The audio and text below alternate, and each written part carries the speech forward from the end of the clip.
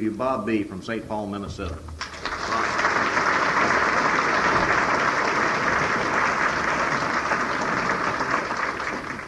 Good evening. My name is Bob Bazans, and I'm an alcoholic. Is this coming through all right? I'd like to thank the committee, Jim and Brad and Ray and all the people, Sue, who picked me up at the airport, and everybody who's been so nice to me since I've been here. It's my first visit to your lovely city, and I'm very impressed. And I had an opportunity to go to an AA meeting last night and one this morning, and I'm very impressed with your brand of AA. You have a lot of enthusiasm and a lot of vitality and a hell of a lot of active members of Alcoholics Anonymous, and it's been a pleasure for me to be here. I was your last year's speaker, by the way, who didn't show up. I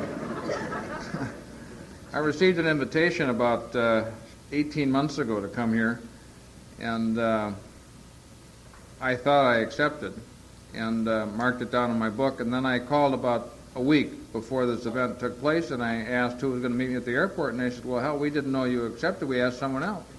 And I got a big bang out of that, and then they were nice enough to invite me back this year, so I'm going to give last year's talk. So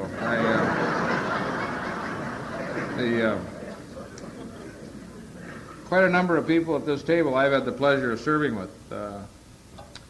I was a delegate to General Service Conference in 1979, and Ed was my buddy, as they call it. They always take a more experienced person and assign him a less experienced person when they show up at the conference, and John Waterfield was a trustee when I was there, and Sonny and a number of other people I've had the pleasure of being with over the last number of years, and it's a privilege to be here.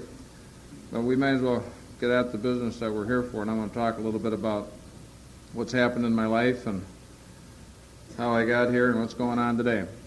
I took my first drink of alcohol when I was 14 years old, and that was a big deal for me. And to relate just how important an event that was for me, I'm going to tell you a little bit about the person I poured the first drink into.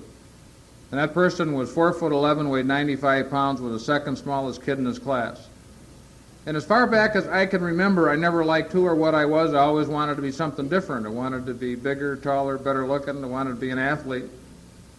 I kept trying out for football, but I had a back problem. I had a yellow streak down the back of it, and it didn't work out very well. I think if I had enough honesty and insight, if someone would have said, Bob, what's the most important thing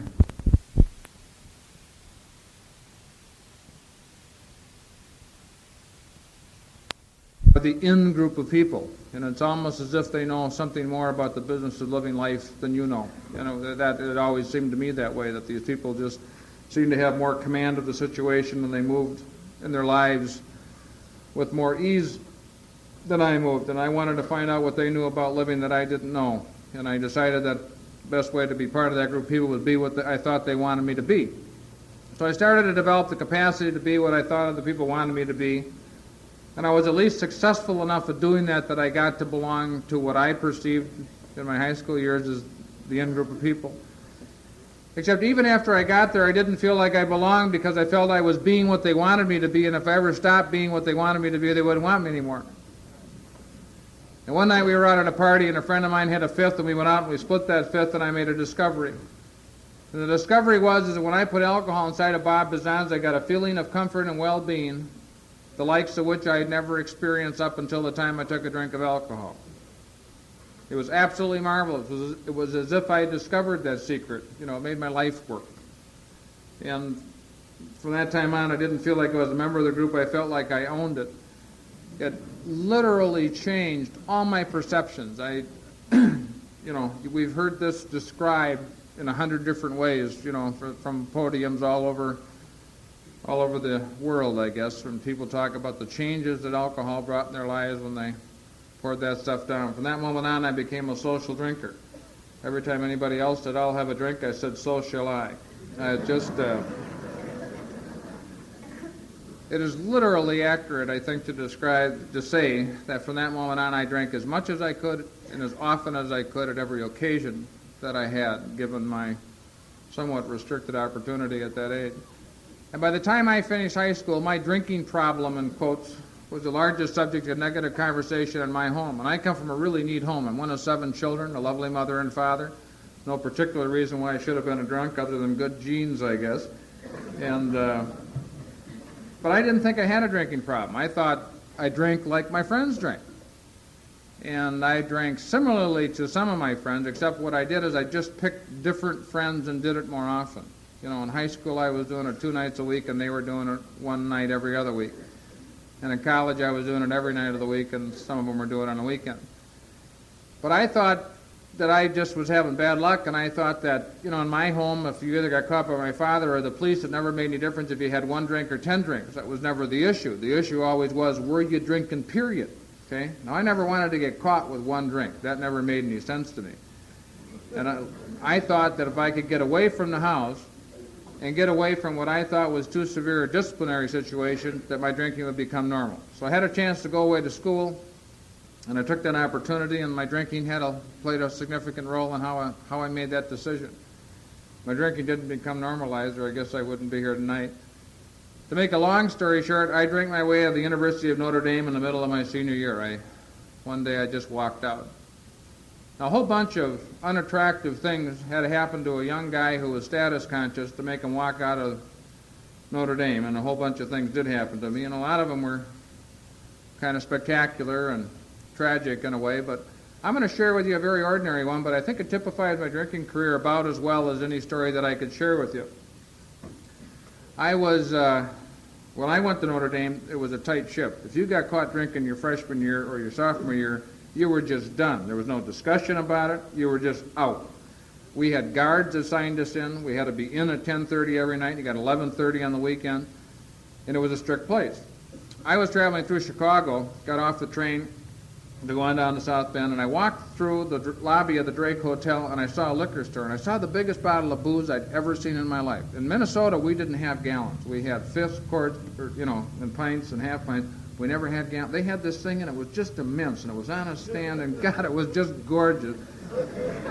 And I cashed in half my train ticket, and I bought it, and I put it in my duffel bag, and I got down to my thing, and I had it in the locker.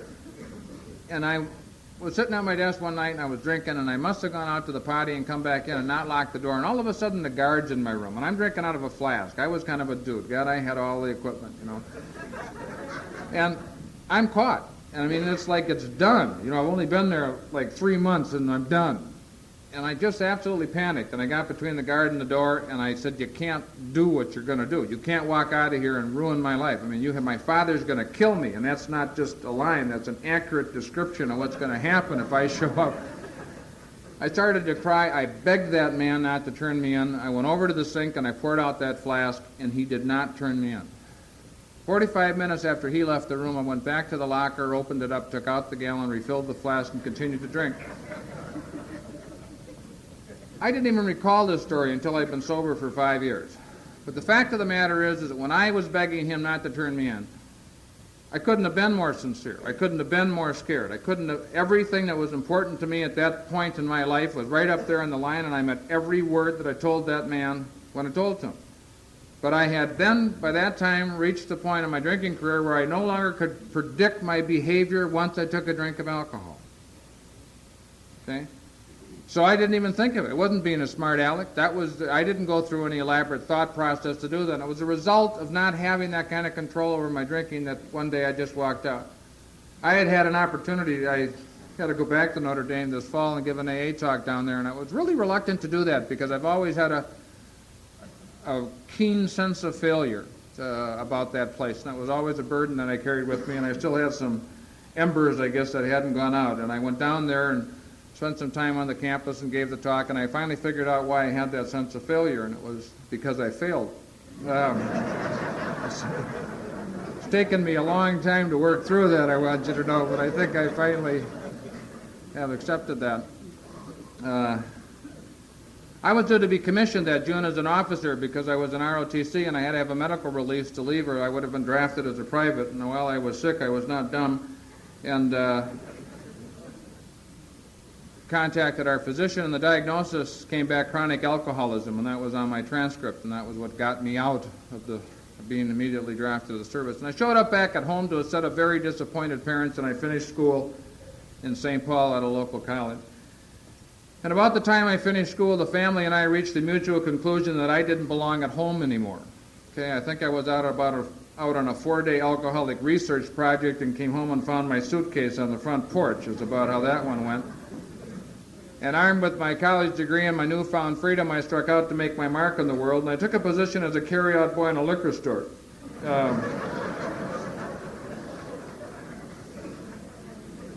Subsequently proved to be a mistake. I almost killed a little girl one time backing out of a driveway drunk in the morning with that delivery truck, and I lost that job for going 80 miles an hour with that truck, down the street, and the man who owned the liquor store didn't think that was too cool. And I took a job as a waiter at a private club in Minneapolis, and the period that I'm going to share with you now was kind of the trough of my alcoholism. Most of my alcoholism was rather ordinary, and this period was not all that ordinary. And I took a job as a waiter, and things got pretty tough. I was no longer having any of the controls of living at home like that. My drinking got bad, and it got bad quick, and my life started to disintegrate. In those days, I used to get up in the morning and take a couple of Dexedrine and drink a 6-pack of beer, and I'd go to work, and I'd get there about 11. From 11 to 2, I'd play waiter, and at 2 o'clock, I'd go to a bar, and I'd drink as much beer as I could get in me from 2 to 5:30, and then I'd go to a liquor store, and I'd buy a quart of Southern Comfort in those days. I put that in my locker, and I'd pour that into a half-pint bottle, and I'd suck on that all night, and then I'd go find out where I was going to spend the night. And I didn't have a place that I stayed, so I used to find people who would put me up, and that led to all sorts of interesting situations. We had a man that I worked with, and he was a heroin addict, and his wife was a prostitute, and his wife and I used to share a room, and whenever she had a customer, I used to have to go walk around until she was done with her customer, and then I'd get the room, and and things weren't going real well. That was not exactly the way I pictured it when I thought, what are you going to be when you grow up, Bob? If I would have known I was never going to grow up, I wouldn't have worried about that so much. But I lost that job because I got beat up so badly one night at a party that I couldn't go back to work looking the way I looked. They didn't want me on the floor. And I did what I always did when I had absolutely no other alternative. I went home. Families are for going back to when no one else will have you. And I knocked on the door and I said, hey, can I come home? And they said, yes, you can come home. We love you, but there's certain conditions. There's 8 other people in this house, and we care about you, but you're like living with the eye of the tornado, and we need to protect our family. And like a good little drunk, I promised to follow the rules. They let me back in the house. And alcoholism has meant a lot of different things to me, but probably what it's meant more than anything else during my active drinking career is about every 6 months I had to start my life over. Okay? God, I was always starting over, And each time I started over, it was going to be different. I was a young man who was out of step, but I didn't want to be out of step. I think I very much wanted for me what everybody else who cared for me wanted for me. I just didn't know how to get there. And it occurred to me that if I could put certain things into my life, it would order my life. If I could find a woman that I loved and she loved me, and if I got a job that was really kind of a career sort of thing rather than this goofing around until I got in the service or whatever I was going to do, and if I could get away from the family, which was interesting because I was just moving back in with the family, that'd make a difference. But that family thing, that was a tough duty. I love my family a lot, but when you're the family problem, when they're twice a year having those conferences, when your mother's hysterical and your father's holding her down and your brothers and sisters are crying and they're talking about you, but you're right there and you're not even part of that conversation. And it's like you're in the middle of that family. And that's tough, crying yourself to sleep, listening to your parents argue about what to do with you. Then you sit there and plan your suicide and what they're going to say as they go by the casket. Gee, we wish we would have helped Bob. That would. And a lot of us have had some of those family conferences. So I started to put the things into my life that I hoped would order my life. I got back together with the girl that I'd gone with for a couple of years and broken up with for quite some time. And today she's my very lovely wife, Linda, who you so nicely invited to be with us here this weekend. But the last number of weeks I've had to do more traveling, and she's done some of it with me, and we have 3 children, and we're splitting duty today. She's taking care of the children so that I can be here with you this weekend. And I don't have another place to fit this in my story, but I want to tell you my wife's a very active member of Al-Anon, and that's a very significant part in our lives, and it's played a very significant role in allowing our marriage to be a healthy marriage, because I was a flake sober, and that's been a blessing to our family. I got back together with Linda. We became engaged and married, and I got a job as an executive trainee with a manufacturing concern. I bought my first automobile. And I thought, hey, it's really going to happen. You're finally going to become what you always wanted to be when you grew up. Only it didn't happen because I continued to drink and have difficulty. You know, big corporations, they're kind of narrow about, you know, it's a real restrictive environment for a budding alcoholic. And most of those big corporations, you know, they have rules. You know, they like to have you come in on Mondays. And you're laughing, but they do. They want you in there on Mondays. Most of them like to have you stay on Fridays, I've discovered too, and they got lunch hours and just a whole heck of a lot of rules that are just really restrictive. I used to be driving to work and I'd think, God, I just need 5 more minutes sleep, and I'd pull my car off and some cop would wake me up at noon, you know, wondering why I'm sleeping on the freeway. And that didn't work. I tried a few other. I ended up sleeping off my hangovers in the dark room at the firm. You know, I had a photographer who was a buddy of mine, and he'd put up boards up over the developing tanks, and I'd go in there, and then he'd come get me if anybody was looking for me. And that job wasn't going real well. I wasn't getting promoted, and things weren't moving real good. And with that keen sense of timing that many alcoholics possess, I decided to switch positions, and I took a job selling business equipment, and I had that job about 4 weeks, and I went out on about a 4-day drunk. And I called in the first day, but I didn't call in the next 3. And I woke up in a friend's apartment one afternoon, and I didn't know if I had a job, I didn't know if I had a fiancé, and I didn't know if the family was going to allow me to continue to live at home until I was married, and that was an economic necessity. I had another disease in my drinking that a friend of mine talks about that followed me into sobriety, and it's called spending money you don't have to buy things you don't need to impress people you don't like. And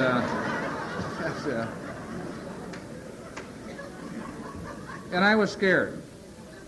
You know, we do a lot of bad-mouthing of professionals sometimes in Alcoholics Anonymous, but I was a very fortunate young guy. I was diagnosed an alcoholic at 19 years of age by a psychiatrist, whom I thought wasn't much of a psychiatrist, I will add. And his recommendation to me was that I go to Alcoholics Anonymous. My father, who we had had many long conversations about my drinking, knew 1 or 2 people who were sober in Alcoholics Anonymous, and he had recommended that I go to Alcoholics Anonymous. And I thought his recommendation was about as inappropriate as a psychiatrist. But that day I didn't think it was so inappropriate, and I was scared. And I picked up the telephone and I asked the operator for the number of AA, and she gave it to me, and I called, and I got the Automobile Club. Honest to God, that happened to me. And what was even more interesting is the lady at AAA gave me the number of Alcoholics Anonymous.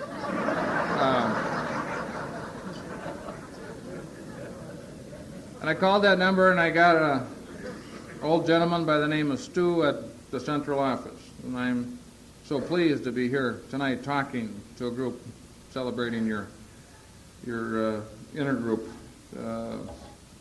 Intergroups are very important, and that's how I came to the fellowship, and I have a deep sense of gratitude for our intergroup. And he talked to me, and I said, my name is Bob. I think I may have a drinking problem, and I'd like to talk to someone. And he asked me a couple of questions and asked me where I was, and got on the other line and called a couple of people, and came back on and said, could you meet a couple of guys at this broiler in about 45 minutes? And I said, yeah, I thought I could. And we hung up the telephone, and I called into work and found out I still had a job, and I called the hospital where Linda was working and found out she was still talking to me, and I called home, and they were concerned, and concerned is always better than mad, and the blood started to move around. I thought I might live, and I thought, why did you call Alcoholics Anonymous? You're overreacting again. You always...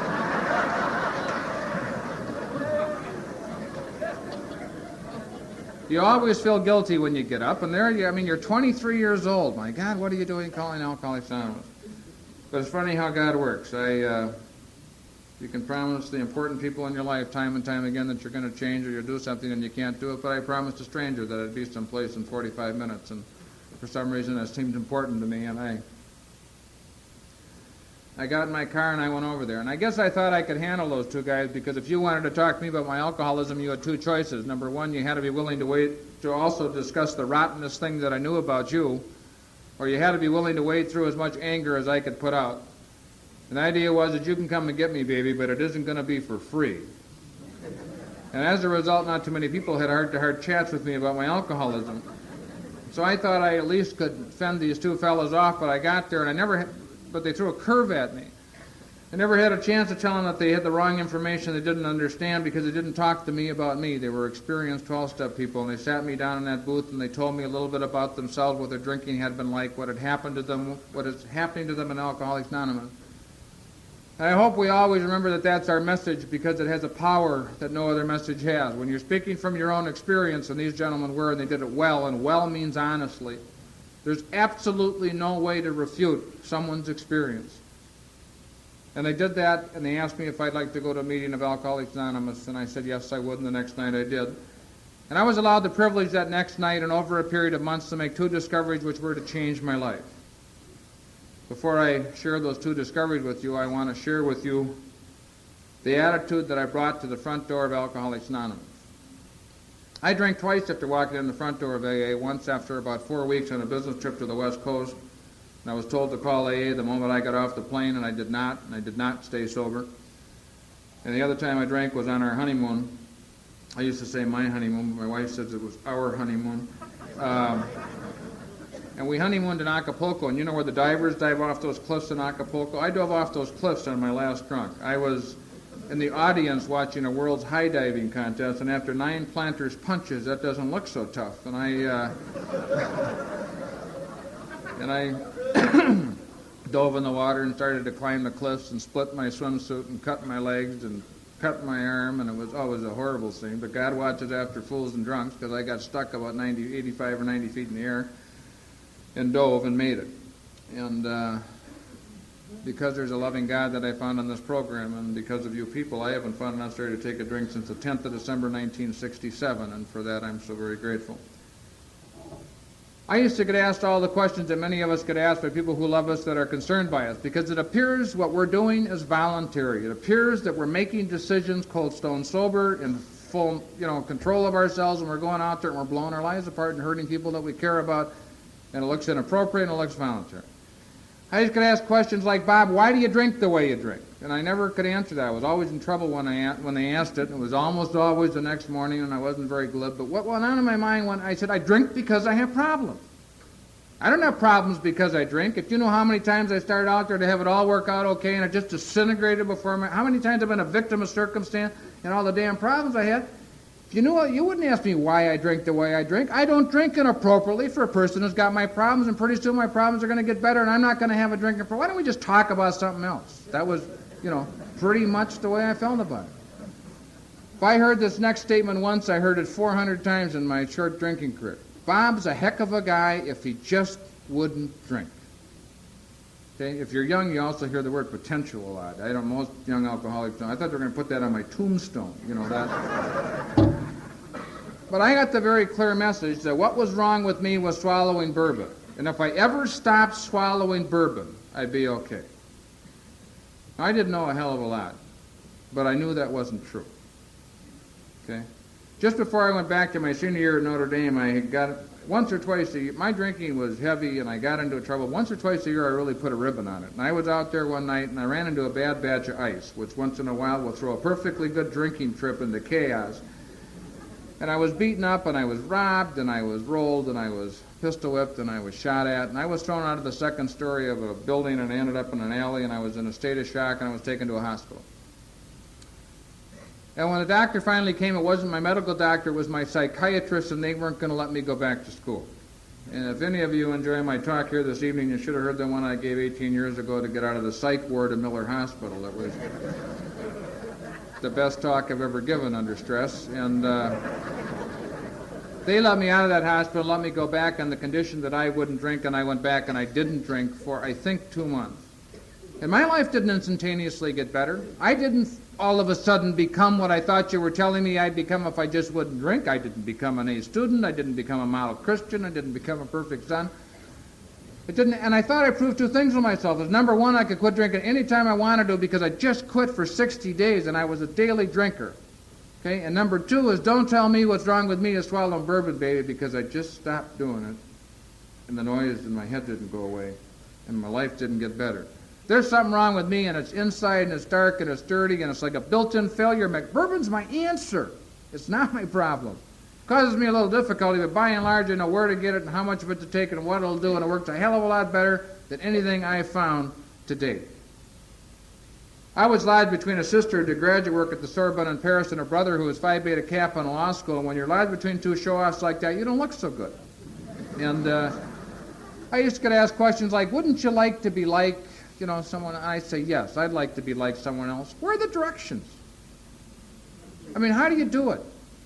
As bad as this is, it's all I've got. I don't have any other way to do it. And I'm not much more pleased with that than you are. I mean, I really don't, They come to me and they say, Bob, I think you're an alcoholic. And I say, well, in my mind I'd say that, I can see with the information you have about me why you think I'm an alcoholic. But there's a lot of information about me you don't have. There's information about me that no one has. And I think there's problems I've had cold stone sober, okay, that have nothing to do with bourbon. There's problems and hang-ups I've had before I ever started to drink. And I think if you knew about all the little dark caverns in my life, you wouldn't think I was just an alcoholic. Thanks a lot for your concern. Why don't you just get off my back? And to the best of my recollection, that was how I presented myself to you sometime in July of 1967. I was 23 years old. I was scared stiff. I thought you were going to give me a test or ask me why I was there or what an alcoholic was. I guess that was my student orientation. One of the things I love best about you, no one ever asked me why I did anything. Everybody else who ever tried to help me would try to figure out why I did things. Why did you do that? And it was kind of like, damned if I know. I just did it. You people never asked me that. You knew why I did it. No one ever, it was just wonderful. I could never figure that out. You'd all be talking about those things. He does it too. That's just another guy who does it. Yeah, we all do it here, And, but I was allowed the privilege to make two discoveries which were to change my life. And number one was that alcoholism was a disease. You say, well, everybody knows alcoholism is a disease. Well, I didn't. I thought alcoholism was something that happened to you when you were a lot older and a whole lot sloppier, and you had a problem living your life because you were just physically drunk all the time. That didn't seem to describe me. It described me fairly well, but it didn't seem to describe me. But I was told that alcoholism was a disease that affected me physically, but also mentally and spiritually. And that once I crossed the line from problem drinking into alcoholism, that my alcoholism affected me all the time, when I was drinking and when I was not drinking. And that was important for me to know, because I really did have a significant problem with connecting all the problems in my life with swallowing booze. I remember one old-timer said to me, he said, Bob, you don't have a drinking problem. And I said, could you put that in writing? And he said, no, smart aleck. He said, you got a drinking problem. But if all you had was a drinking problem, all you'd have to do is quit. He said, have you ever quit? And I said, yeah, I've quit. He said, did it work? I said, no, it didn't work. He said, I didn't think so, because in my opinion, we're alcoholics. And he said, what alcoholism is physical, but he says that's only a small portion of it.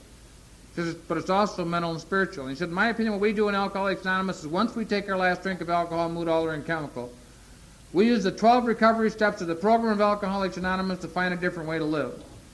A different way to live that's sufficiently better than the way we lived before, so that we don't have to go back to alcohol or drugs to do something for us that we're unwilling or unable to do for ourselves.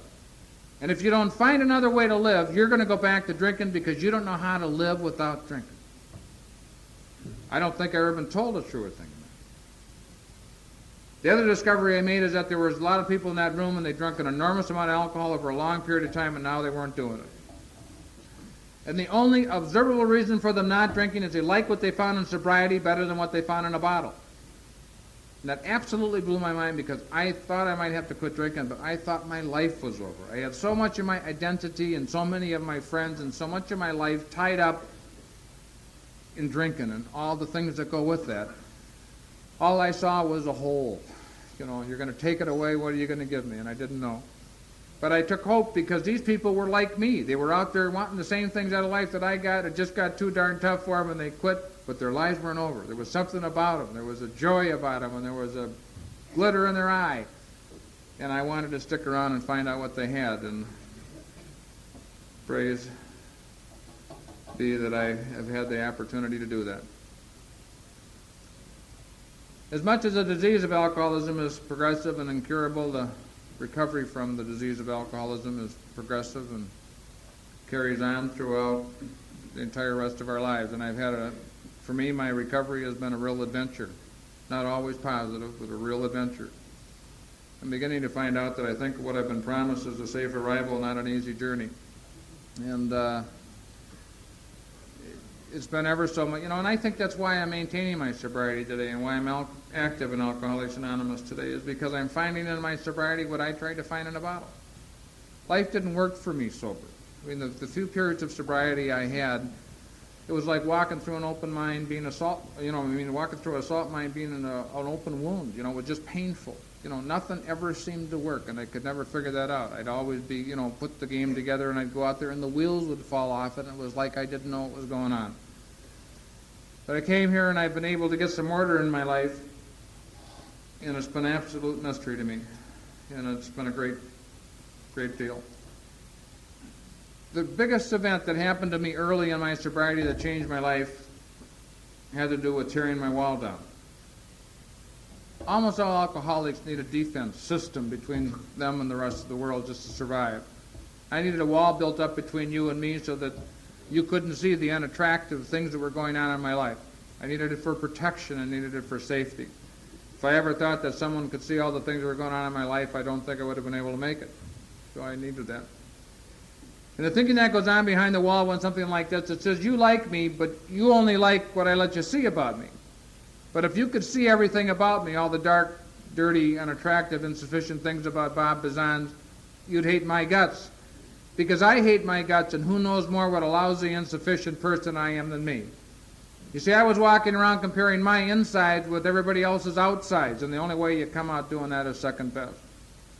But I reached a point in my life where I was sick enough and tired enough and I hurt enough behind that wall that I started to tear that wall down, and I said, hey, come and get me. I don't care who you are or where you come from, but just come and get me and help me not be who I am anymore. I can't stand it 5 more minutes. And for the first time in my life, I shared the whole deck of cards with someone. Up to that time, I had never done that. That process started when I picked up the telephone and called Alcoholics Anonymous. It continued in meetings and in discussion with my sponsor, and it culminated in my fifth step. See, up to that time, no one ever had all the information on me. And I used to be able to kill you with the piece you didn't have. My employer had part of it, my parents had part of it, my family had part of it, my wife had part of it, but no one had all of it. And you come to me and you give me some advice and you try to help me, sober or drunk. But in my mind, I'd say, well, you feel that way because of what you know, but there's this whole other thing that you don't even know about. And I could neutralize your ability to help me because I felt like I was unique.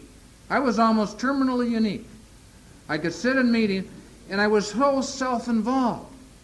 I was so much into me, I couldn't hear you. It was almost, I went through life with a perception that you didn't have problems. And I'll talk a little bit more about that later on. Like I was the only person in the world that had a problem.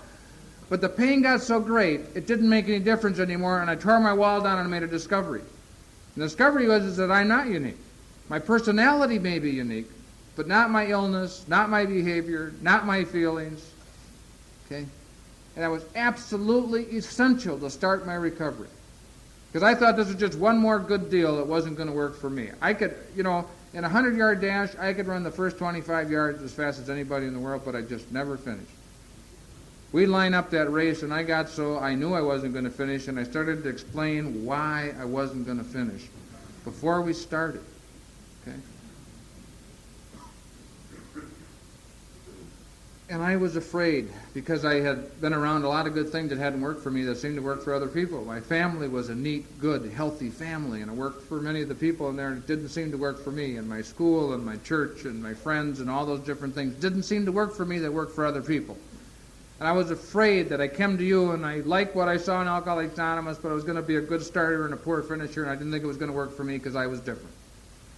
And when I tore that wall down and I found out that I wasn't different, I started to have some hope that a solution that was not unique could operate in my life. The same sort of solution that could operate in your life, I started to have some belief that could operate in mine, and I started to have hope. But a funny thing happened. In Alcoholics Anonymous, we're kind of a tenacious group of people, and a lot of times, all of a sudden, in sobriety, we'll start to build our wall back up. I started to have problems 2 months and 6 months and 9 months. I was the youngest guy in our group for 2 years. And I started to have problems 6 months sober that I didn't think anybody 6 months sober should have. I didn't want to disappoint anybody, so I didn't talk about them. we'd be at a meeting and we'd go out after the meeting and I'd buy. My checking account's $200 overdrawn, but I didn't want anybody to think I wasn't doing well. Okay? And brick by brick, sober in Alcoholics Anonymous, I started to build my defense mechanism back up, because I was used to showing people what they wanted to see. And I was scared. My sponsor has a lot of homespun sayings, many of which I will not share with you this weekend. But one of them is, he said, Bob knows as much about reality as a dog does about his father.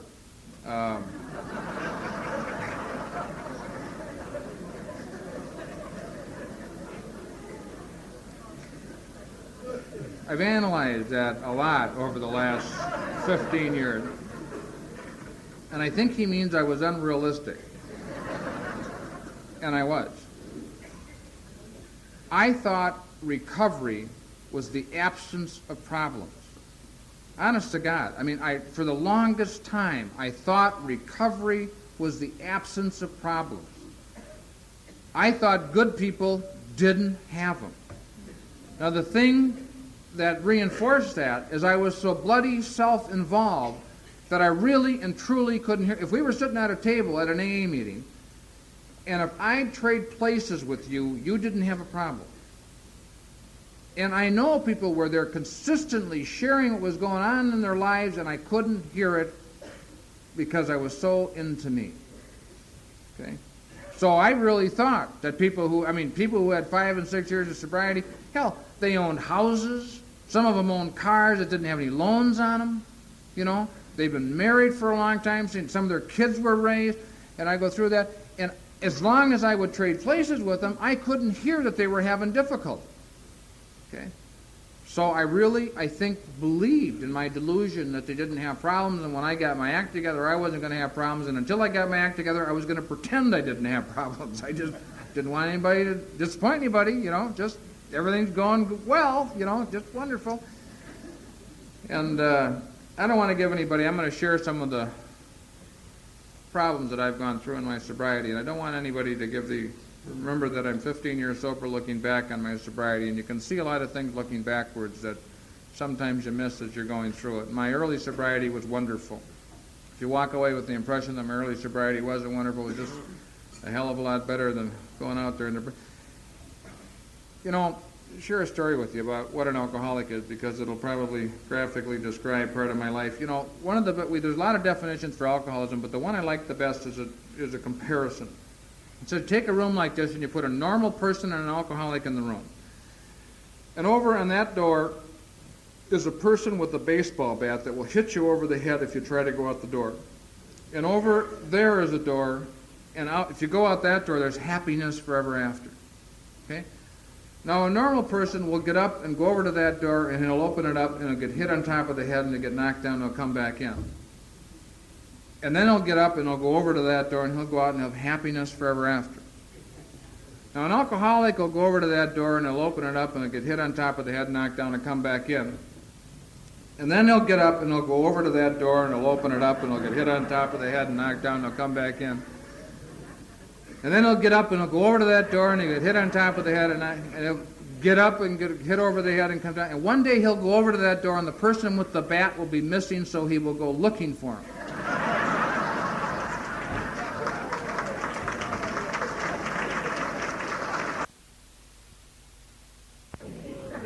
I really do think that describes it.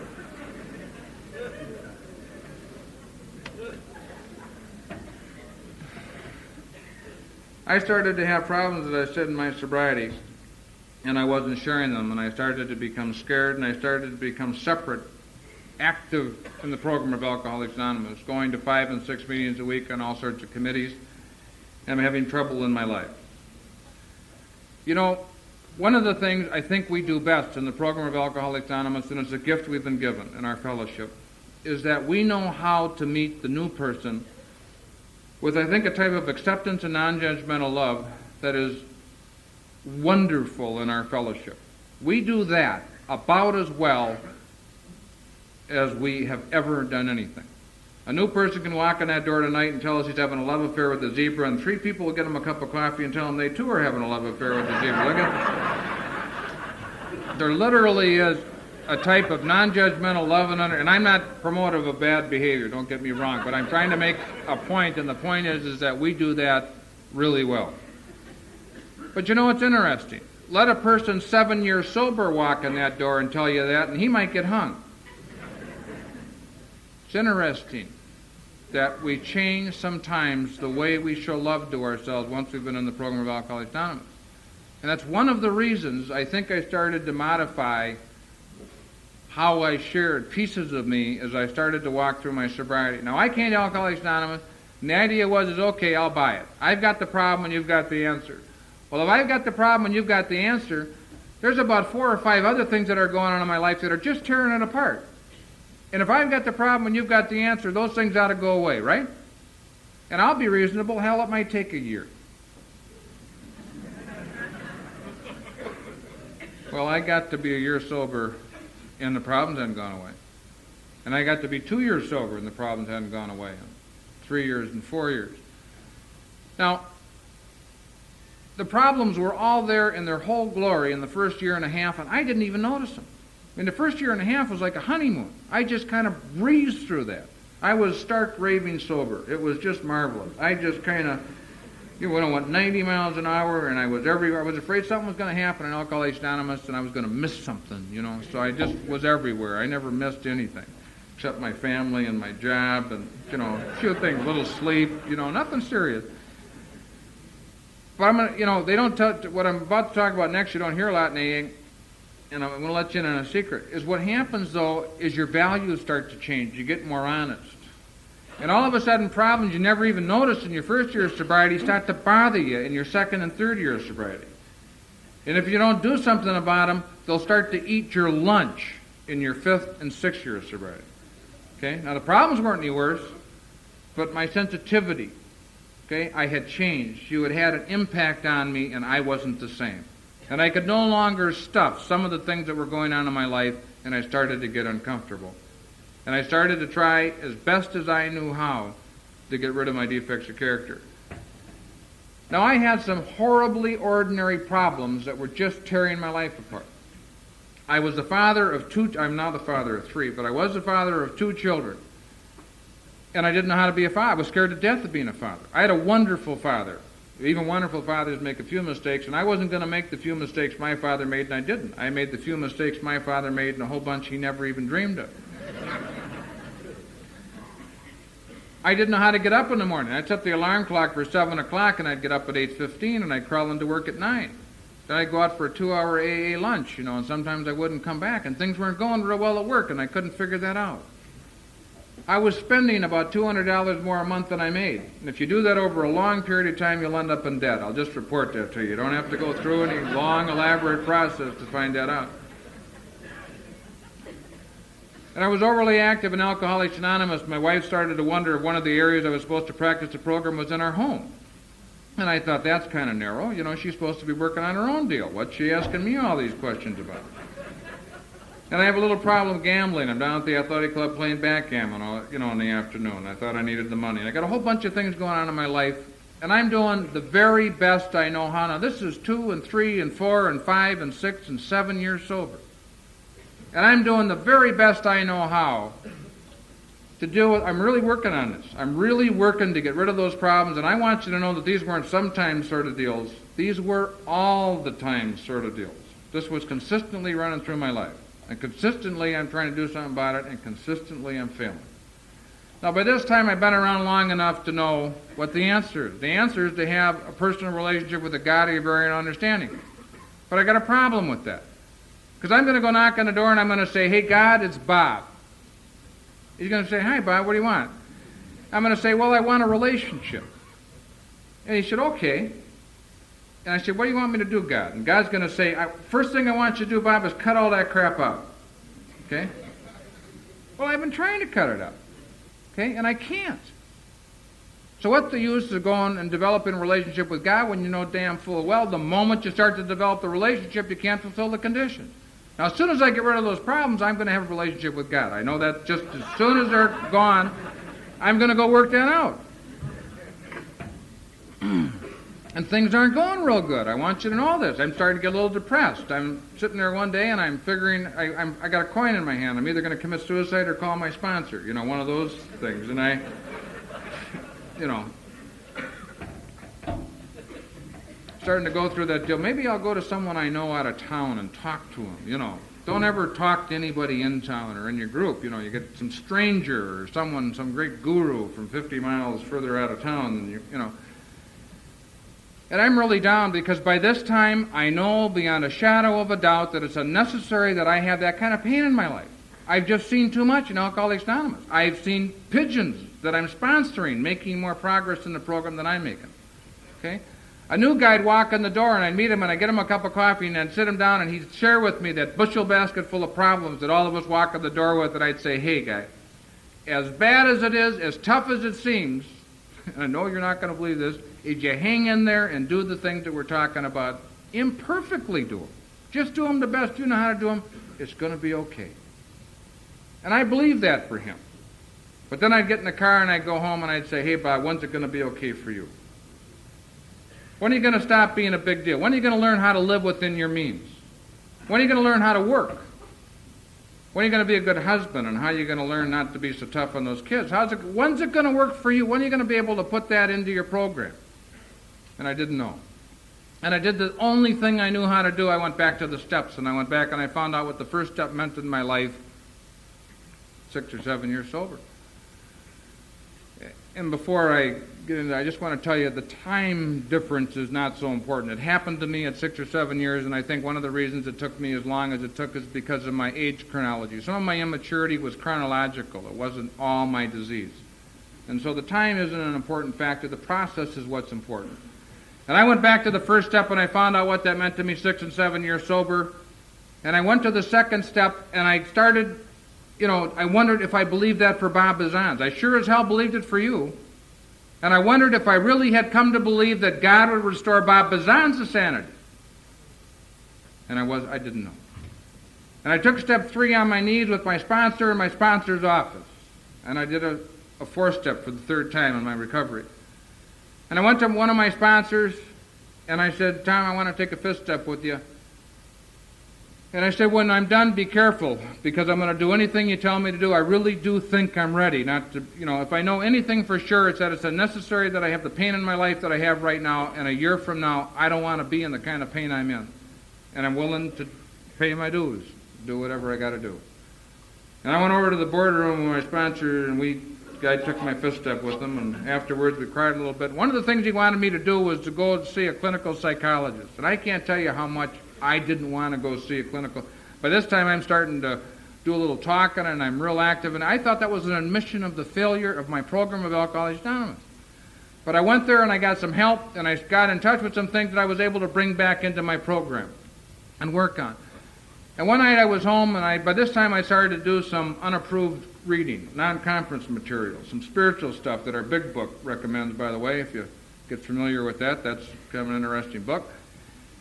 And I was home one day and I was doing some reading, and it had just been a horrible day. It had been one of those days where I hadn't done anything that I wanted to do, and I'd done a whole bunch of things that I hadn't wanted to do. You know. And it was, you know, it used to be when I had problems in my life like that, it was like watching my life on TV. It was like I was a victim. I say to myself, God, it happened again. And I say, wait a minute, Turkey, what do you mean it happened again? I mean, weren't you there? And I say, yeah, I was there, but I said, there's a lot of habit in my life. And, you know, I mean, it just happened. I just go on automatic pilot. You know, I mean, it just, that's a good way to describe the way I was. I would literally go on automatic, I still go on automatic pilot. You know. And I'd say, yeah, but you're choosing those things. And by this time, it had become very clear to me that where I wanted to go was over here to have a relationship, and where I was stuck over here, and I'm hanging on to those things. And I was choosing to do those things, mitigated by habit, but I really was choosing to do those things. And as a result of hanging on to that stuff, and there was some stuff in there I liked, some stuff in there, some rewards I wanted, I was stuck. I couldn't get over here without letting go of this stuff. And I realized that I had tried as hard as I knew how to try to deal with those issues in my life, and I had failed, and I came to believe that night that that was exactly where I was supposed to be. and I was given the opportunity to take the 6th and the 7th step of the program of Alcoholics Anonymous. The 6th step says that we were entirely ready to have God remove our defects of character, and the 7th step says that we humbly ask Him to remove our shortcomings. I had spent 7 years trying to get rid of my defects of character. Now, you go about the process of getting rid of your defects of character differently than you go about the process of getting entirely ready to have God remove them, because we can't get rid of them. We do not have the power and we do not have the strength to get rid of our defects of character. Otherwise, we wouldn't need all those damn meetings. We wouldn't need a power greater than ourselves. We wouldn't need a program if we had that kind of strength. You cannot muscle that area of your life. And I got down on my knees that night, and I did out of fear, not out of any wonderful insight, out of fear of remaining the way I was. I became entirely ready to have God remove my defects of character, and 4 of the major problems that I was struggling with in my life fell off me. That was like taking step 1 with my life.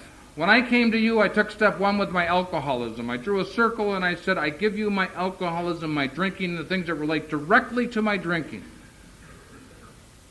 But as that circle started to grow and shove out, there were areas of my life that I did not put in that circle. I compartmentalized my life. Thank you very much for helping me with my drinking problem, but stay out of my marriage, and I'd put a brick up.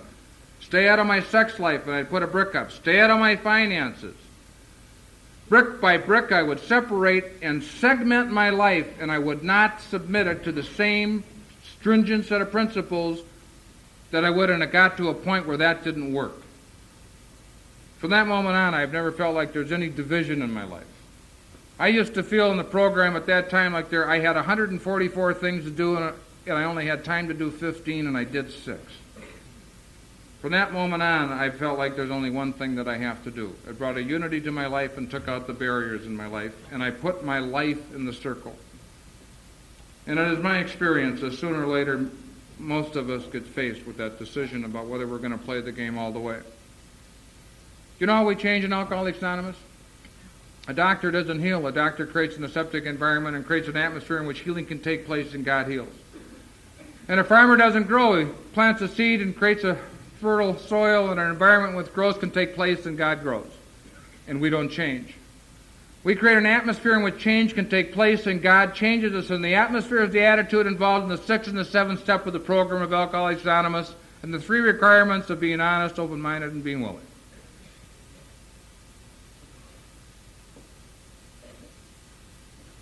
Recovery is not the absence of problems. Recovery is a way of being able to deal with the problems that happen in our lives. We're walking around with pockets full of $100 bills, and they're turning off our lights because we're not paying our bill at the power company. If we're using this program after we've been around for a while just not to drink, we're only using a small portion of what our program was intended. Our program is a path back to life.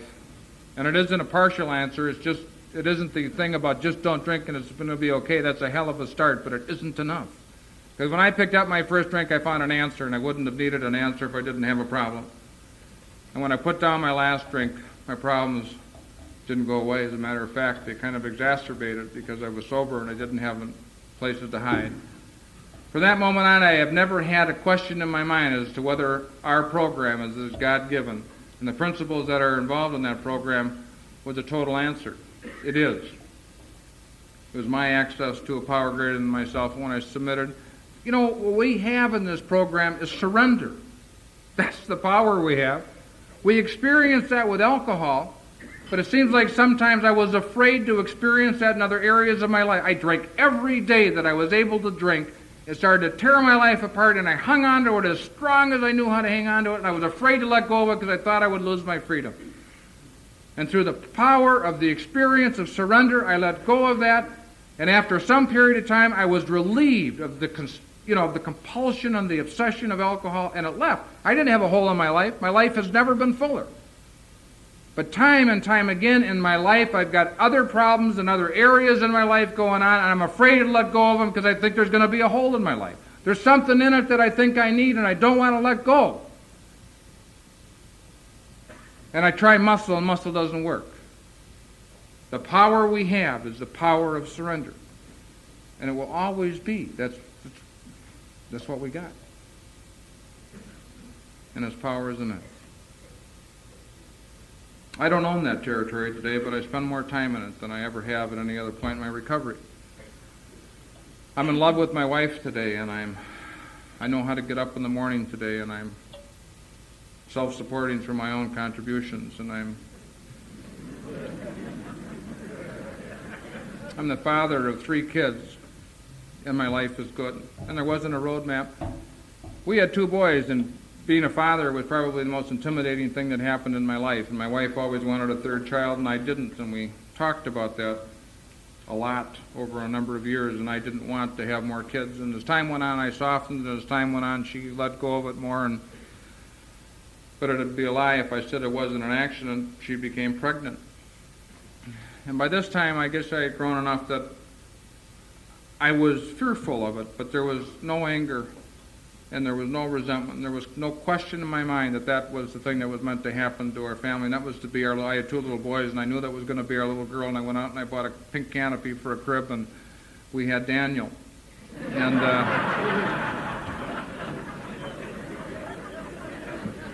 And that's been the neatest thing that's ever happened to us, because our other 2, I have a 14-year-old and an 11-year-old, and it's a crime for me. I was so immature that I just couldn't appreciate the wonder of those kids. And at 40, I can start to appreciate the wonder of Daniel. And I'm starting to be able to appreciate the wonder of my wife. I mean, I was just so self-involved that I just didn't know other people as people, okay? And you've started to work enough in my life that I really am starting to get to the point where I can pay attention to you and be of service to you and notice you and help you and love you and interact with you. And I don't have to spend all of my energy on me. And that's you. I mean, that was like a gift to me.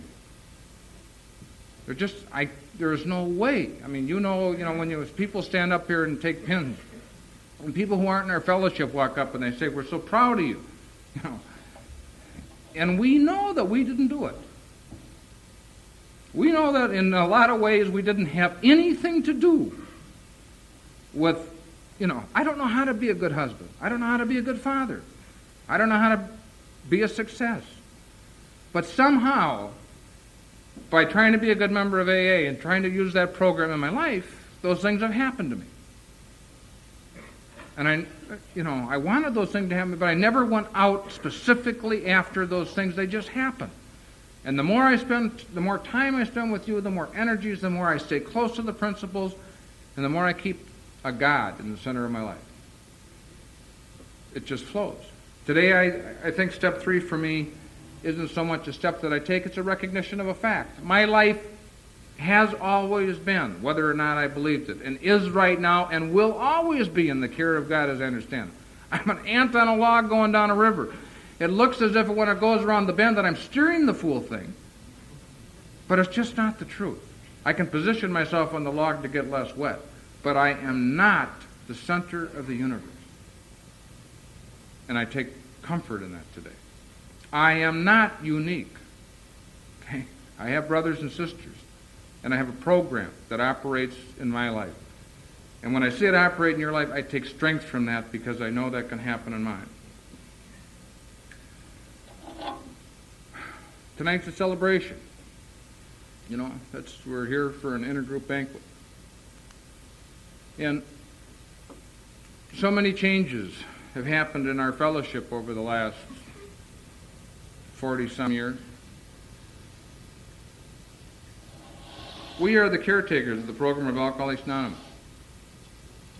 We've been handed the program from our founders. Our fellowship was founded in 1935, as all of us know, and our founders are now dead. Bob died in 50 or 51, and Phil died in 71. And in 1950, they started the General Service Conference, and they handed the fellowship they handed Alcoholics Anonymous back to the membership. Okay? Up till that time, Bill and Bob and the Alcoholic Foundation had really pretty much run and made most of the decisions for Alcoholics Anonymous. And Bill and Bob knew that they weren't going to live forever, especially after they discovered Dr. Bob was dying.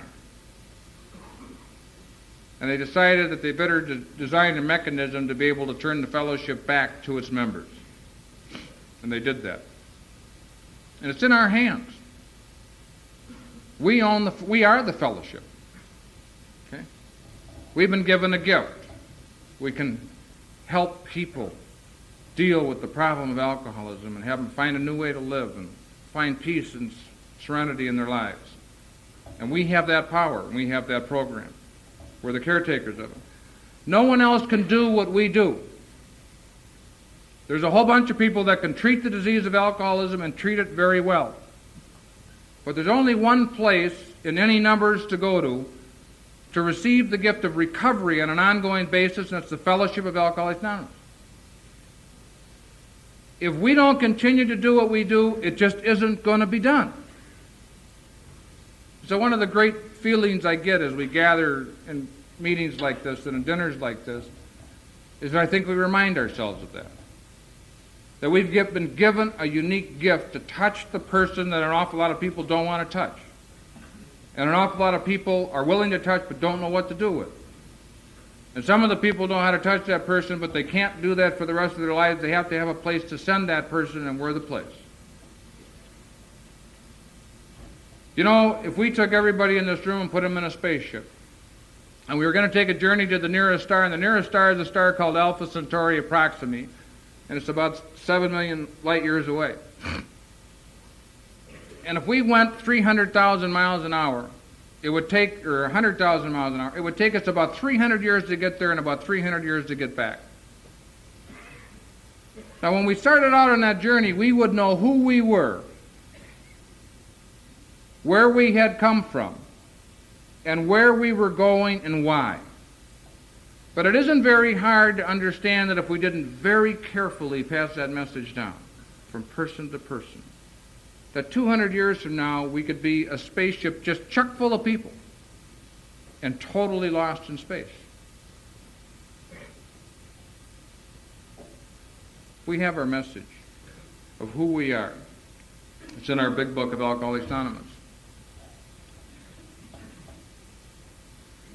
We need to take that message from the old-timers who got it from our founders and passed it through their lives and had it so readily available when we walked in the front door of Alcoholics Anonymous.